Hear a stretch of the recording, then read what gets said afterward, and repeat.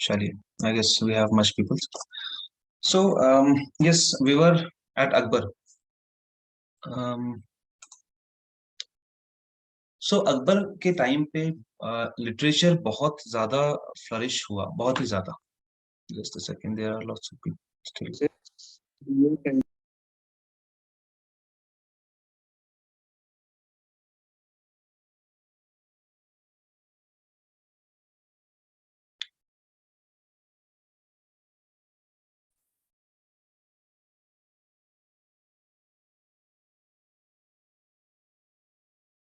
Okay.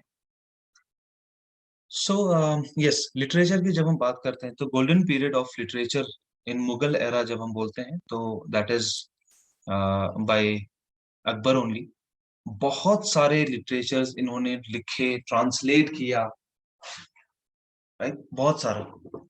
For example एक तो अम, अभी जैसे हम बात कर रहे थे कि बाबरनामा. जो बाबरनामा है that is basically Tuzuke Babri और बकते बाबरी बोलते हैं उनको. सो वो इन्होंने सबसे पहले एक वो भी हुआ है, मतलब कि उसको भी उन्होंने बाबरनामा के नाम से उसको ट्रांसलेट किया. एंड खाने खां करके there is a person, his name is Abdus Rahim Khane Khan. I will write the name. He is a person who translated Tuzuke Babri.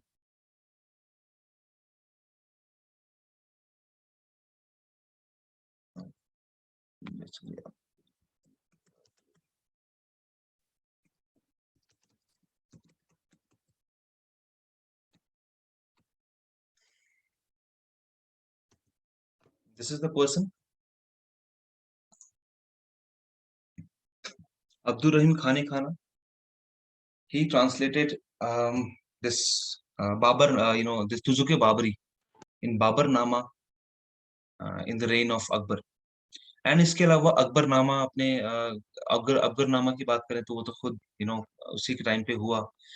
उसके बाद बहुत सारे ऐसे अगर आप सर्च करेंगे नेट पे आप सर्च करिएगा कि लिटरेचर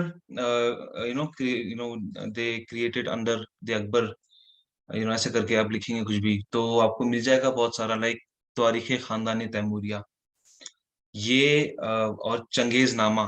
बेसिकली वाई दिस तारीख खानदानी तैमूरिया, ये तैमूर और चंगेज के क्यों हैं यहाँ पे?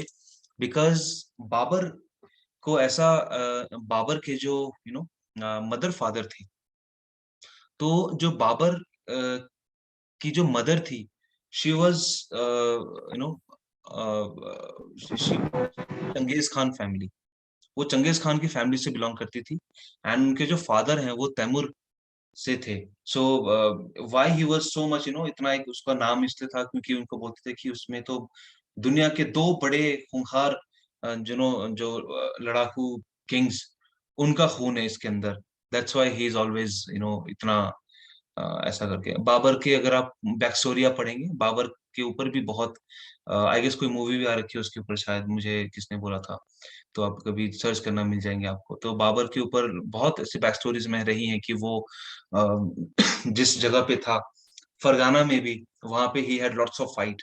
बहुत सारी फाइट्स हुई हैं. कई बार उसका पूरा घर चला गया, उसका पूरा पैलेस बिक गया, लूट लिया किसी ने.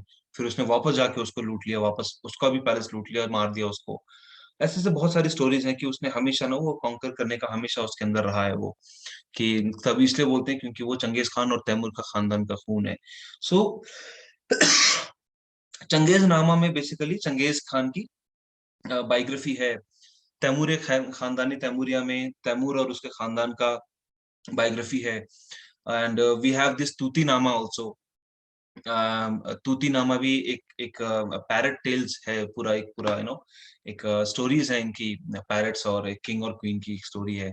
तो उसके वो हो गए. ऐसे कई सारे आप सर्च करेंगे नेट पे, you will find lots of literature books इसके ऊपर, अकबर के काल में जो लिखे गए हैं. सो वो आप जितने भी मिले आप सब नोट डाउन करके रखो सारे. एंड यहाँ पे एक चीज आपको बहुत इजी हो जाएगा. फॉर एग्जाम्पल मान के चलिए क्या करना है आपने, मान लीजिए उन्होंने एक ऐसा नाम दे दिया और आगे नामा लिख दिया. नामा तो समथिंग ऑब्वियसली कोई लिटरेचर है. और उन्होंने पूछ लिया कि ये किसके रेन के अंदर हुआ था मुगल एरा में, और वहां पे आपको 4 ऑप्शन दे देंगे कि कौन है इनमें से। मान लीजिए आपको ये अकबर, बाबर, ऐसे, और जहांगीर और शाहजहां ऐसे दे दिया। अब आपको पता करना है कि ये कौन है। आप बेझिझक होके अकबर पे क्लिक कर देना। अगर आपको नहीं पता कि वो लिटरेचर किसका है, बस आपको ये पता होना चाहिए कि वो लिटरेचर है। It's not a painting, it's not a the architecture. It is, if it's a literature, then it belongs to Akbar, क्योंकि वही गोल्डन पीरियड है उसका, तो इसलिए वो क्वेश्चन वहीं से करते हैं हमेशा। सो ये एक आपको दिमाग में रखना है, कभी भी ऐसा कुछ आए तो ये आपको नंबर्स आपको दिला के जाएगा। सेकेंड चीज, इन्होंने लिटरेचर तो बहुत लिखे ही लिखे, और ऐसा नहीं है कि मॉन्यूमेंट नहीं दिए, मॉन्यूमेंट भी बहुत सारे किए हैं इन्होंने, बहुत सारे बनाए हैं। तो सबसे पहला मॉन्यूमेंट अगर मैं बोलूं इनके नाम पे, तो दैट इज फतेहपुर सीकरी। जो फतेहपुर सीकरी शहर है वो अकबर ने करवाया, पूरा बनवाया, राइट। और अम, इसमें इसके साथ एक चीज ये भी है, कि मॉन्यूमेंट जब उन्होंने बनवाए, तो अम, उस मॉन्यूमेंट में जो फतेहपुर सीकरी है वहां पे, एक आप समझ लीजिए जैसे कि 2 कॉम्प्लेक्स बनवाए उन्होंने फतेहपुर सीकरी में। ये बहुत ज्यादा लोगों को नहीं पता है। 2 कॉम्प्लेक्स हैं, एक सैक्रेड कॉम्प्लेक्स आप कह लीजिए, एक उनका पैलेस कॉम्प्लेक्स है। सो वहां पे क्या है, एक तो जगह जहाँ पे वो मॉस्क है, जहाँ पे वो पूजा करते हैं, जहाँ पे वो बुलंद दरवाजा है, जिस एरिया को बुलंद दरवाजा ने घेरा हुआ है ना, जिससे वो कवर्ड, जिसके लिए वो कवर्ड है, अंदर जहाँ पे वो जो मॉस्क है और सलीम चिश्ती दरगाह है, और जो बुलंद Darwaza, that is the place of, that's a sacred place of the Akbar. तो फतेहपुर में 2 ऐसे प्लेसेस हैं, एक सैक्रेड प्लेस है, एक उसका पैलेस है वहां पे। सो यहाँ पे पहला नाम आप लिखेंगे Buland Darwaza, that was built by Akbar. और Buland Darwaza is the largest gateway in the world. And we have this Salim Chishti, Salim Chishti dargah, it's made of in sangmarmar, white marble में बना हुआ है वो सलीम चिश्ती, आप देखेंगे। एंड आई टेल यू कि आप इसको और सर्च करें, आप फतेहपुर सीकरी के सेक्रेड पैलेस को, सेक्रेड प्लेस को आप सर्च करें, you will find some more monument, अंदर ही अंदर ना आपको 1-2 और मिलेंगे। मुझे अभी नाम भी याद नहीं आ रहा। दैट इज कॉल्ड जनाना रोजा, एक जगह है, शायद मुझे याद आ रहा है, यस, जनाना रोजा। एक जनाना रोजा करके भी जगह है, वो उसी पैलेस, उसी मॉस्क के अंदर है सारा, छोटा छोटा सा। तो वो भी आप दिमाग में रखिए, कभी आ जाए अगर कि पूछ लिया कि ये किसका काम है, ये कहाँ पर है, तो आपको पता रहेगा कि अकबर का बनाया हुआ है, और इस जगह पे है, फतेहपुर सीकरी में है। सो बट जो सबसे मेन है, दैट इज द बुलंद दरवाजा, and this another is Salim Chishti Dargah. Apart of this sacred, जो उनका पैलेस है, जहाँ पे उनका वो चिल करने के लिए उनका वो जगह था, अलग से बना रखा था उन्होंने, पैलेस था पूरा, वहां पे भी 5-6 मॉन्यूमेंट्स हैं।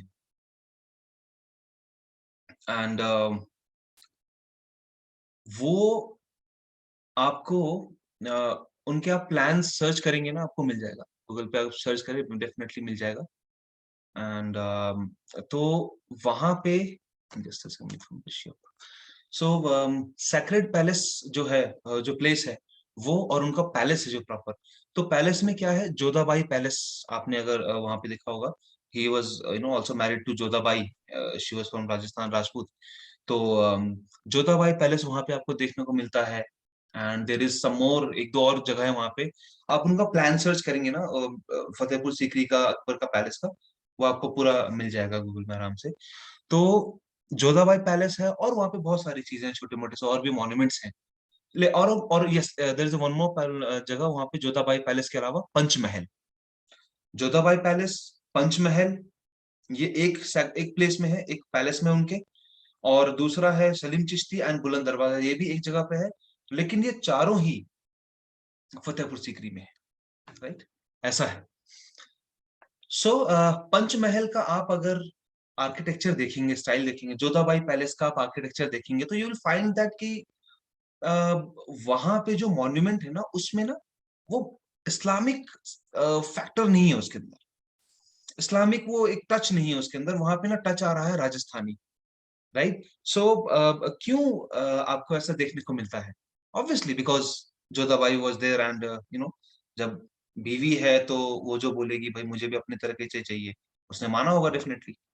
सो आप ये अब एक चीज और आप लिख सकते हैं दैट अकबर, आप लिख सकते हो दैट अकबर्स आर्किटेक्चर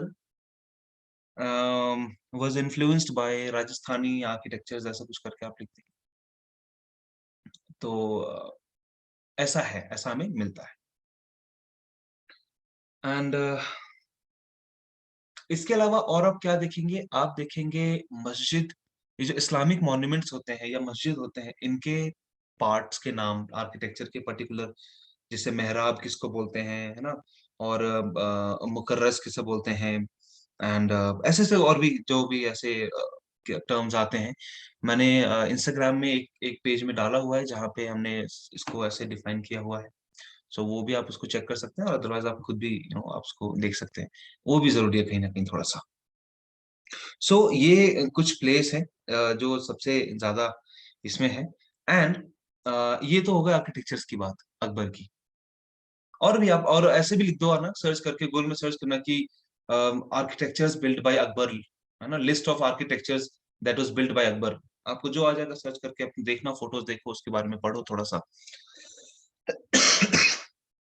अब आते हैं उनके आर्टिस्ट के ऊपर, क्योंकि इफ यू नो अभी वो दो आर्टिस्ट छोड़ के गए थे, छोड़ा और मर गए वो। फिर तो वो आर्टिस्ट तो अब उन्हीं मुगल कोर्ट में ही है तब से। तो वो क्या कर रहे हैं? अब यहाँ पे आर्टिस्टिक चीजें भी शुरू हो रही है साथ साथ। क्या कर रहे हैं? इवन अकबर को बहुत इंटरेस्ट था इन सब चीजों में, पेंटिंग और लिटरेचर में, है ना। सो अकबर ने भी खुद पढ़ा है, उनके पास सीखी है, उन्होंने पेंटिंग सीखी है उन दोनों से। तो there is a two artist, जैसे ये दो तो अकबर के रेन में थे ही थे, यू नो, ये मीर सैयद अली और ख्वाजा अब्दुल समद। इसके अलावा we have this Basawan and Daswant. ये दो नाम हैं जो अकबर के टाइम पे बहुत एकदम लाइमलाइट पे थे बिल्कुल। बसावंत और क्या बोला हम, दसवंत। ये दो नाम और हैं इसके अलावा। बाकी और छोटे मोटे आर्टिस्ट यू कैन सर्च, बहुत सारे आपको मिलेंगे। ये दो फेमस आर्टिस्ट हैं।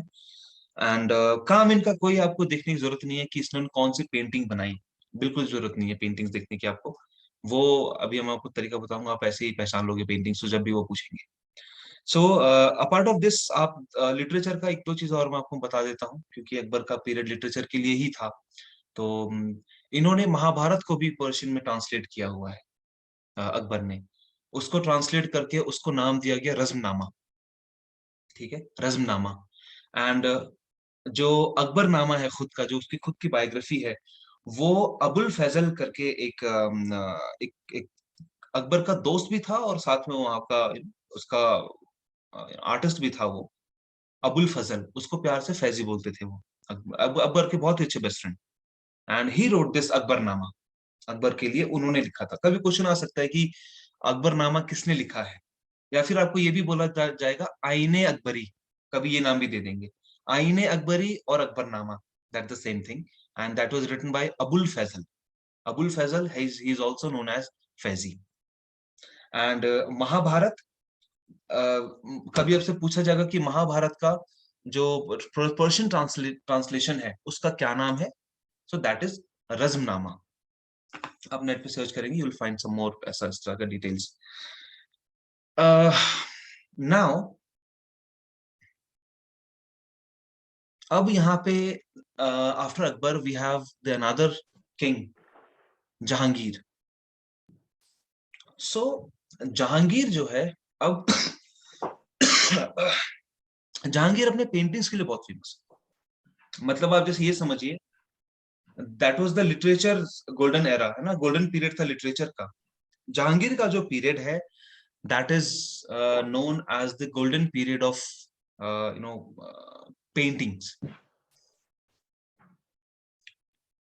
सो इसके साथ जहांगीर वही है जो आपने, अगर आपने अकबर वो पुरानी मूवी देखी होगी मुगले आजम, उसमें जो सलीम है, Salim is is the Jahangir. उनको बचपन में सलीम या फिर शेखो बाबा भी बोलते थे उनको, उनका निकनेम ऐसा पड़ा हुआ था। तो he is original name is Jahangir. So painting का गोल्डन पीरियड रहा, मुगल आर्ट का बेसिकली अगर मैं बोलूं कि it was the golden period of Mughal art, जब मुगल आर्ट की बात करते हैं। आर्टिस्ट में हम बात करें तो हमारे पास आर्टिस्ट हैं, इनके पास अका रिजा और अबुल हसन। अका रिजा और अबुल हसन, ए अका रिजा, RIZA।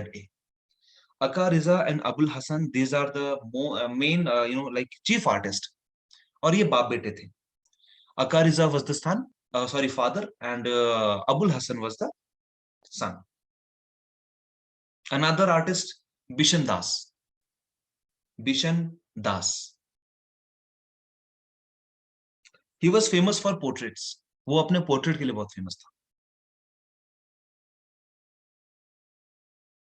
दौलत, the second another name is दौलत, आर्टिस्ट का नाम है दौलत। मनोहर, दौलत, मनोहर, गोवर्धन। गोवर्धन की एक पेंटिंग है, सॉरी, नॉट गोवर्धन, अभी और आएंगे, देखा हूं आपको। Mansur, the another name is Mansur. Balchand and Bichitr. Balchand, Bichitr, Mansur, Govardhan, Manohar, Daulat, Bishan Das, Abul Hasan, Aqa Riza. These are the main artists of Jahangir. Now you can see we have lots of artists in his list. क्योंकि पेंटिंग वाला, ये पेंटिंग का पीरियड है, आर्ट है, मुगल आर्ट का पीरियड है, इस वजह से। अब यहाँ पे एक चीज आप देखेंगे कि जो मंसूर है, उसके लिए ब्रैकेट में आप लिख दीजिए, he is famous for bird, bird drawings. Falcons और बर्ड बनाने के लिए बहुत फेमस है, एंड मतलब बेसिकली एनिमल बनाने के लिए, आप मान लो एनिमल्स, बर्ड्स बनाने के लिए, स्पेशली बर्ड्स बहुत फेमस है। एंड अबुल हसन जहां पे आपने लिखा होगा, वहां पे लिख देंगे that he is considered as a wonder of age. Jahangir ने उसको ये टर्म, एक टैग दिया था, that he is a wonder of age, Abul Hasan के लिए। सो अब यहाँ पे देखिए क्या है आपका बेसिकली कि आपको पेंटिंग्स याद नहीं रखनी है, पता है क्यों? फॉर एग्जाम्पल, जैसे अब लिटरेचर की बात हुई, मैंने कहा कि कोई भी लिटरेचर दे देंगे आपको, क्या देंगे? चार आर्टिस्ट, चार इजम, चार मुगल के राजा किसके अंडर हो रहे थे। आपको पता है कि लिटरेचर का अकबर का था, तो अकबर में जाओगे आप। पेंटिंग का दे दिया कुछ भी, वो जहांगीर का ही होगा, किसी और का नहीं होगा। एंड दूसरी चीज वो क्या करते हैं, वो क्वेश्चंस में ऐसे देंगे, क्वेश्चन का नाम होगा for example, king and the vulture, it's just example, आपको बोल दिया किंग एंड द वल्चर, ये पेंटिंग किस आर्टिस्ट की है मुगल पीरियड में। समझ रहे? वल्चर, बर्ड, तो बर्ड कौन किसका हुआ? मंसूर का हुआ। आपको नीचे वहां पे मंसूर डेफिनेटली मिलेगी, या मैच द फॉलोइंग में भी आ जाता है इस तरीके से, सीधा आंसर हो गया। तो ऐसे जहां, और वो जब देंगे ना तो आपको बर्ड जरूर देंगे, फैल्कन या कोई वल्चर या कुछ भी ऐसा, कोई भी बर्ड होगा, बर्ड का नाम या इस तरीके से वो जरूर देते हैं। तो वो जो है, आप रखें उसको।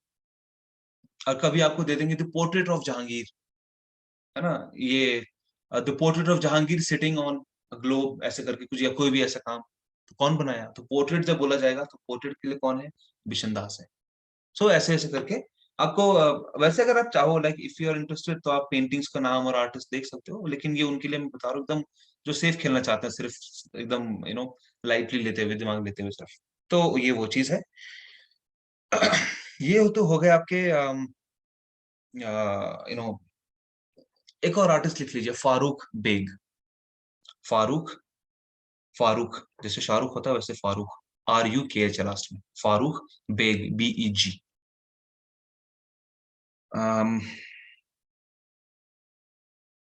ये तो हो गए artist. Now let's talk about the architectures in Jahangir. So architectures में हमारे पास um, एक मोती मस्जिद इन्होंने बनवाया, दैट्स इन लाहौर। ऐसे तीन मोती मस्जिद हैं टोटल, एक आगरा में, लाहौर में, और एक दिल्ली में। सो लाहौर वाला इन्होंने बनवाया, Moti Masjid Lahore was made by him. And उसके बाद वी हैव दिस, इनकी वाइफ थी नूरजहां। सो इनको ये इतना बिजी रहते थे कि इन्होंने क्या किया था, अपने ना कुछ काम, थोड़ा सा राइट्स नूरजहां को दे रखा था। She was one of her is favourite, आप कह सकते वाइफ थी उनकी, वो बहुत ही प्रिय वाइफ थी। सो उनको वो दे दिया था उनको राइट्स, और बोला कि तुम करो जो करने का तुमको ऐसे। सो वो भी चालाक थी, उसने अपने फादर के नाम पे ऊपर वो बनवा दिए बहुत सारी चीजें। तो एक एक उसने बनाया Itimad ud Daula. I will write the name, this is important.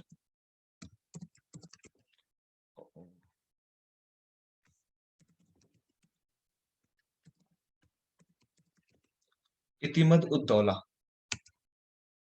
ये आगरा में है अगेन, आगरा में है। एंड आप देखेंगे तो this is, it's also called बच्चा ताज, इट्स ऑल्सो नोन एज बच्चा ताज, basically the draft of Taj.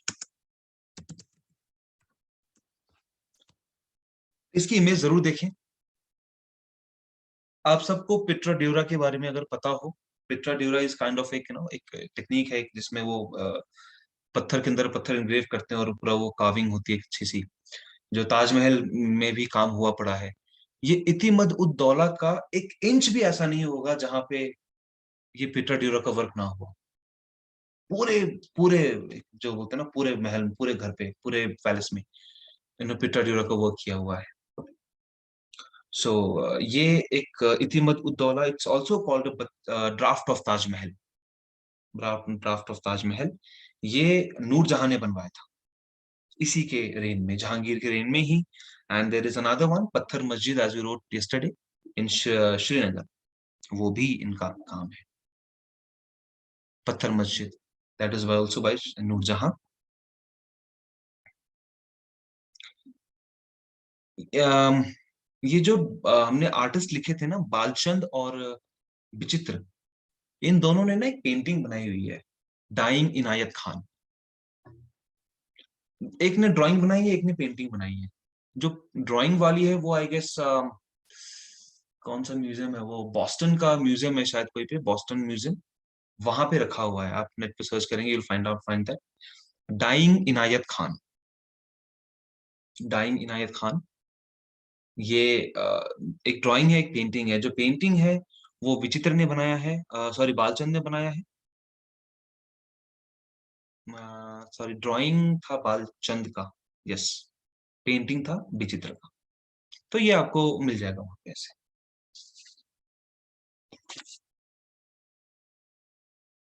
And थोड़े से टेक्निक्स आप जरूर दिमाग में रखें, जैसे वो पेंटिंग जो बनाते थे, जैसे वो जो फ्रेम्स वाले जो छोटे पोर्ट्रेट्स बनाते हैं, आपने देखा होगा इतना बड़ा फ्रेम होता था, उसके अंदर छोटी सी पेंटिंग होती थी।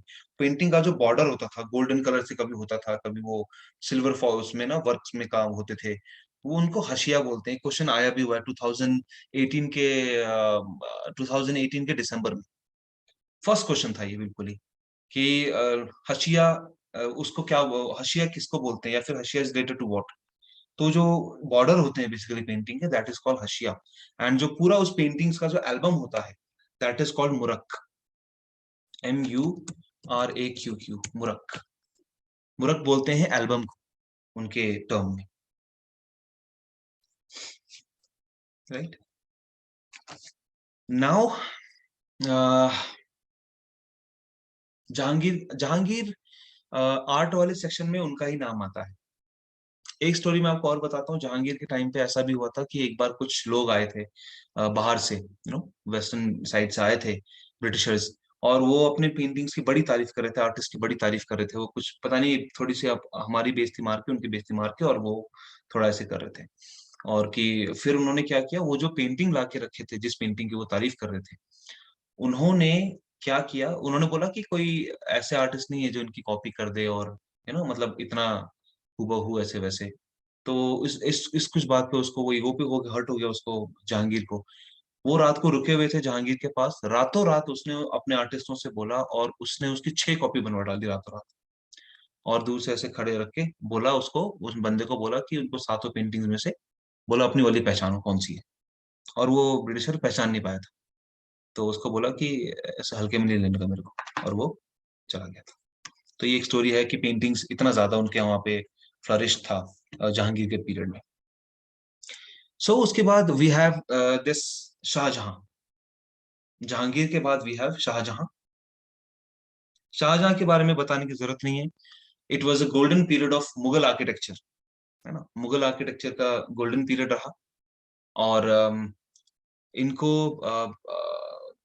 जो इनके बेटे थे औरंगजेब, औरंगजेब ने उसको अपने जो लेटर एज है इनका, लास्ट टाइम पे इनको वहां पे उसको बंद कर रखा था आगरा फोर्ट में, है ना, आगरा फोर्ट में बंद कर रखा था वहीं पे। और ताजमहल बनाया हुआ इनका, मोती मस्जिद आगरा वाला, मोती मस्जिद आगरा वाला इन्होंने बनवाया था शाहजहां ने। We have this Red Fort in Delhi, Jama Masjid in Delhi, also Red Fort in Agra. जो आगरा का रेड फोर्ट है that is also known as Agra Fort only, तो वो सेम ही है। ये Taj Mahal, Jama Masjid, Red Fort, these all are made by architect, designer था basically. He is known, his name is Ustad Ahmad Lahori. Ustad Ahmad Lahori is the name. जिन्होंने, इनके पीछे जो डिजाइनर है ये, वो ये है Ustad Ahmad Lahori. I forgot one name, I am sorry. थोड़ा सा अगर आपने कहीं जहाँ पे भी आप लिख रहे होंगे पीछे हुमायूं में जाइए, नॉट सॉरी अकबर में जाइए। अकबर के टाइम पे एक मॉन्यूमेंट और बना था that is called Humayun tomb, Humayun का मकबरा। वो अकबर ने नहीं बनवाया था, मतलब वो बनवाया था अकबर की वाइफ ने। आम, हामिदा बानू बेगम नाम था उनके वाइफ का। नाम इंपॉर्टेंट नहीं है वैसे तो, बट उनकी वाइफ ने बनवाया था। और उन्होंने कमीशन किया था बेसिकली उनकी वाइफ ने हुमायूं टूम। और ये दिल्ली में है। और हुमायूं टूम जो है उसको डिजाइन किया था अ, मिराक मिर्जा गियास। मिराक, मैं लिख देता हूँ, ये नाम है जिस शख्स ने बनाया हुमायूं टूम को, बेसिकली डिजाइन किया।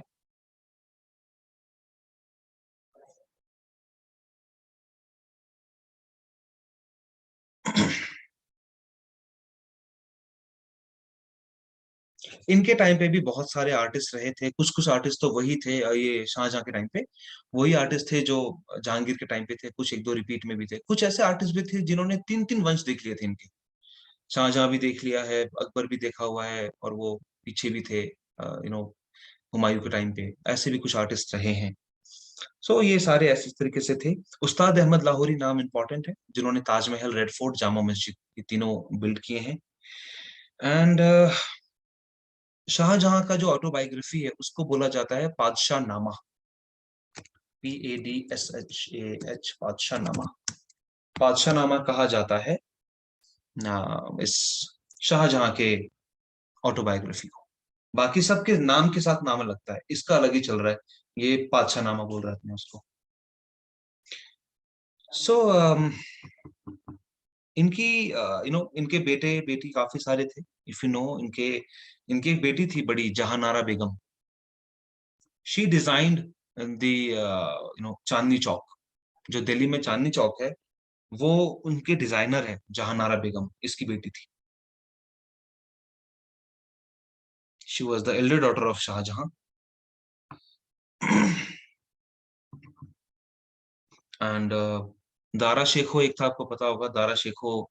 और औरंगजेब के बीच में ये दारा शेखो को पसंद करता था शाहजहां, लेकिन औरंगजेब ने फिर दारा शेखो को ही मरवा दिया अपने आप को उस राजा बनने के लिए, ऐसा करके। तो वो सब सारा स्टोरी है। एंड आफ्टर दैट, जब ये ताजमहल का किस्सा चला था, और वो ये बात बिल्कुल सच है कि उन्होंने बोला था कि मुझे एक और ताजमहल बनवाना है यहाँ पे, बट उसने बोला कि मैं तो सारा अपना इन्वेस्टमेंट लगा चुका हूँ इसके ऊपर, मेरे पास पैसे नहीं है। वो बहुत गुस्सा हुआ था इस बात को लेकर कि इसने सारे पैसे खर्च कर दिए, और फिर इसको कैद कर लिया था वहां पे। एंड उसके बाद कैद करके फिर उसको रखा बहुत टाइम तक, मरते दम तक। And now Aurangzeb was a king.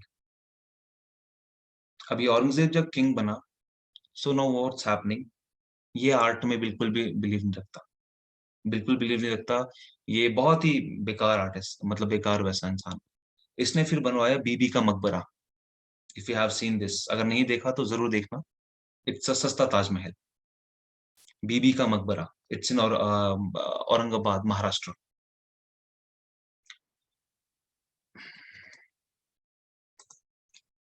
सो बीबी का मकबरा एक वो है, एंड मोती मस्जिद इन दिल्ली। मोती मस्जिद जो दिल्ली वाला है वो लाल किला के अंदर है। So Lal Qila is not that much only जितना आप देखते हो वहां पे जहाँ पे झंडा फहराया जाता है। इट्स ह्यूज, अगर आप प्लान देखो उसका एरियल व्यू में देखना लाल किला को, it's a very very huge place. So this is Moti Masjid Delhi का उन्होंने बनवाया, बीबी का मकबरा भी औरंगजेब ने बनवाया। And after that what happened, and yes एक और मस्जिद है that is called Badshahi mosque, Badshahi Masjid. It's in Lahore, Pakistan. ये भी लिख लेंगे, Badshahi Masjid. It's also built by Aurangzeb. Artistic बिल्कुल नहीं था, ये इंटरेस्ट नहीं था।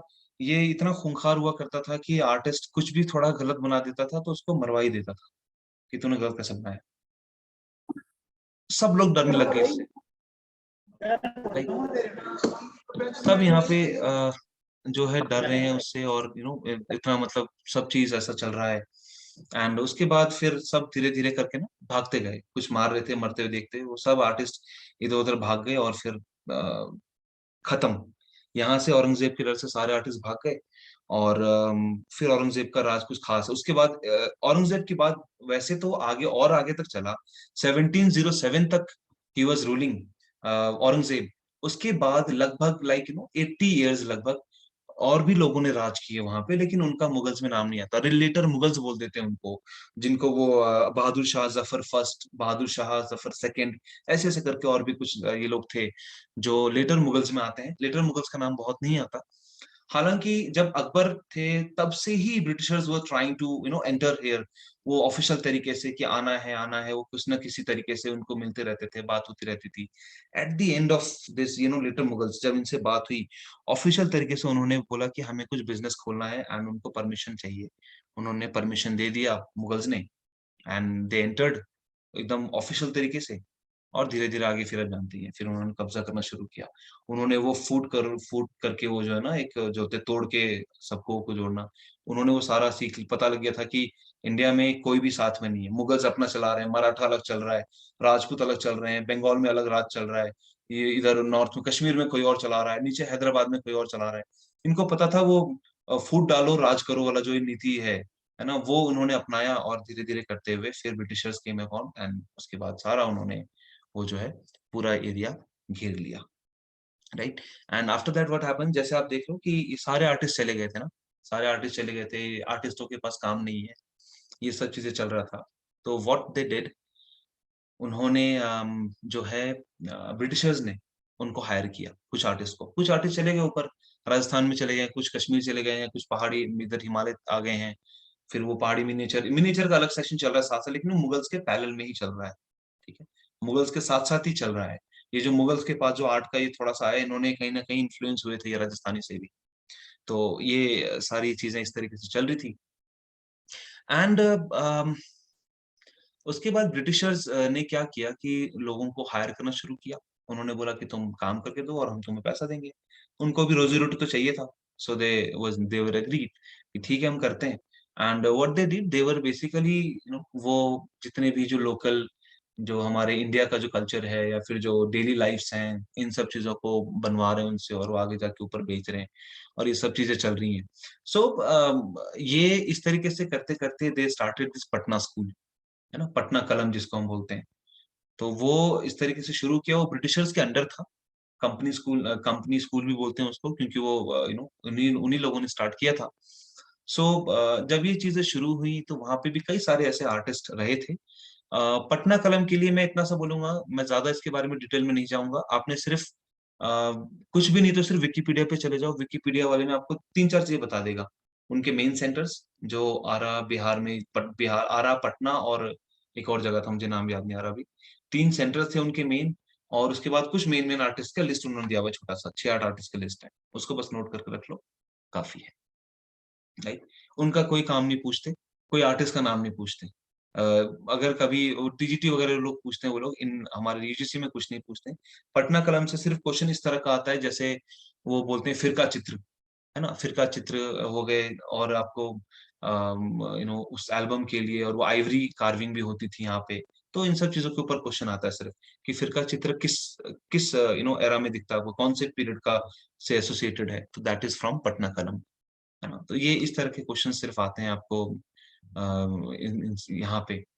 एंड पटना कलम के बाद फिर धीरे धीरे क्या होता जाता है, the time is up I guess almost, और 3 मिनट्स लेफ्ट, ठीक है।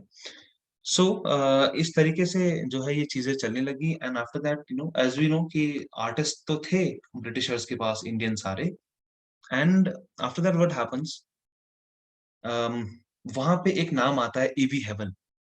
E B Havell was the kind of the manager of this art वाला सेक्शन के लिए, आर्ट डिपार्टमेंट के लिए।